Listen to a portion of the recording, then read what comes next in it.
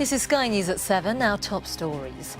At least 3 people have died after a car crashed into a crowd in Germany. The driver reportedly killed himself. The niece of poison spy Sergei Skripal has appealed to Theresa May to help her get into the UK to see her relatives. The Russian embassy asked for a meeting with Boris Johnson over the attack, but the Foreign Office calls it a diversionary tactic. Extra officers deployed on the streets of the capital after a spate of knife attacks as a London rapper tells Sky News that the police need a new approach. A good approach to policing would be to police me like I'm your own son or your own daughter. Show me that same compassion, show me that same empathy and build that trust with me.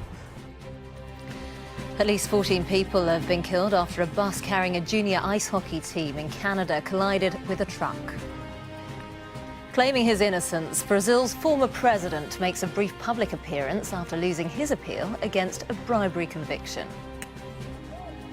Prince Charles is made High Chief of Vanuatu as he dons a grass skirt for the occasion.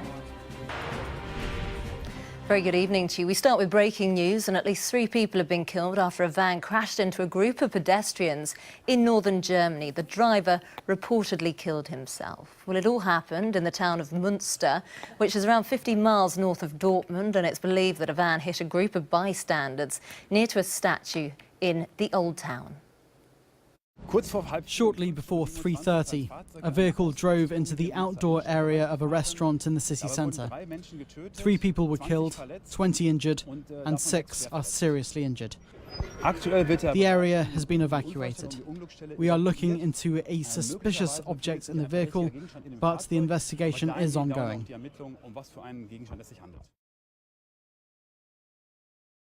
Vittozzi has been following the story for us. She's here with more, and a local newspaper coming out with an update in the last hour or so that it doesn't seem at this stage to be terror-related. Well, what they're reporting is a little bit more information about the identity of the man who shot himself in the vehicle after having ploughed it into a crowd of people.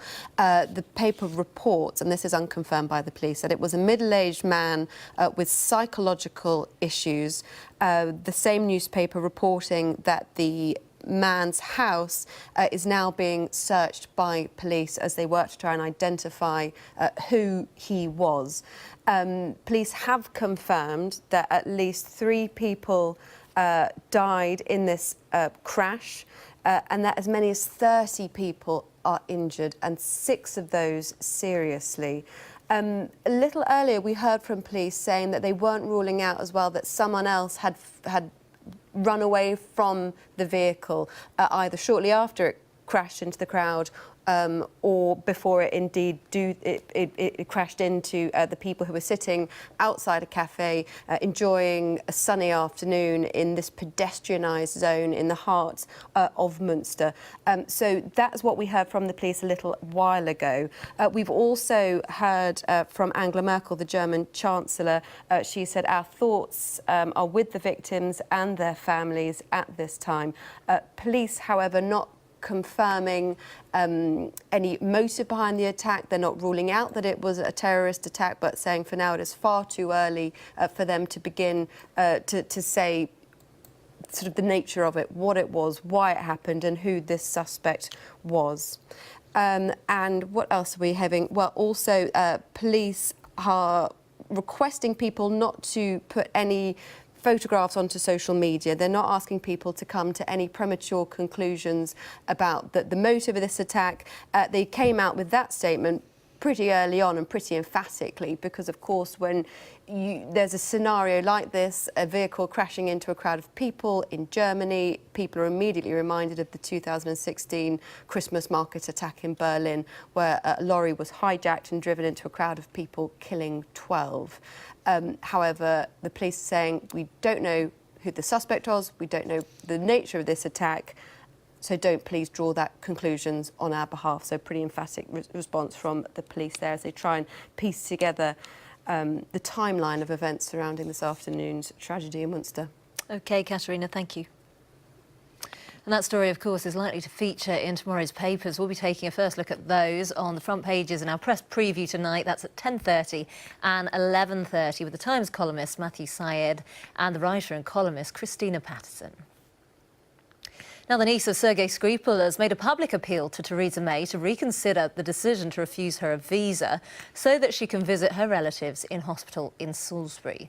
Victoria Skripal has told Sky News that she thinks her cousin Yulia will claim asylum in the UK after the nerve agent attack. Well, meanwhile, the Foreign Office has described a request from the Russian embassy for a meeting with Boris Johnson as a diversionary tactic. Well, in a moment, we'll be speaking to our political correspondent, Lewis Goodall, in Westminster. But first off, to Moscow and our correspondent, Lisa Holland. Lisa, you've been speaking to Victoria Skripal, the cousin of Yulia. What she had to say? Yes, we spoke to Victoria Skripal this afternoon, a relative who wants to go and see her family over in the UK, but even she now accepts that potentially she may not see them for some time, if ever again. OK, Lisa, thank you. Well, let's go now to Westminster and speak to Lewis Goodall, who's there for us. Lewis, there's been this political tit-for-tat between Britain and Russia. Russia want a meeting with Boris Johnson. Are they likely to get it? I don't think any time soon, Becky, and I think this is clearly part of a strategy that we've seen from the Russians over the past week or so between Russia and the United Kingdom. OK, Lewis, thank you. An extra 300 police officers are being deployed on the streets of London this weekend after a week of violence which has left 3 teenagers dead. The Metropolitan Police Commissioner has denied suggestions that the capital's facing a violent crime crisis, but does admit it's been a difficult few months. Sky's Home Affairs correspondent Mark White has spoken to a London rapper who's lost friends to knife crime and says police need a completely different approach. So one of my good friends that I grew up with on this estate got into some trouble around this spot and was stabbed by some guys. Unlike many youngsters who grew up in this part of southeast London, Isaac Burkey managed to avoid a downward spiral into knife crime. 14 people have died after a truck collided with a bus carrying a junior ice hockey team in Canada. Another 14 people were injured in the crash, 3 of them critically. Well, the bus was carrying the Humboldt Broncos to a playoff game, as Sky's Cordelia Lynch now reports.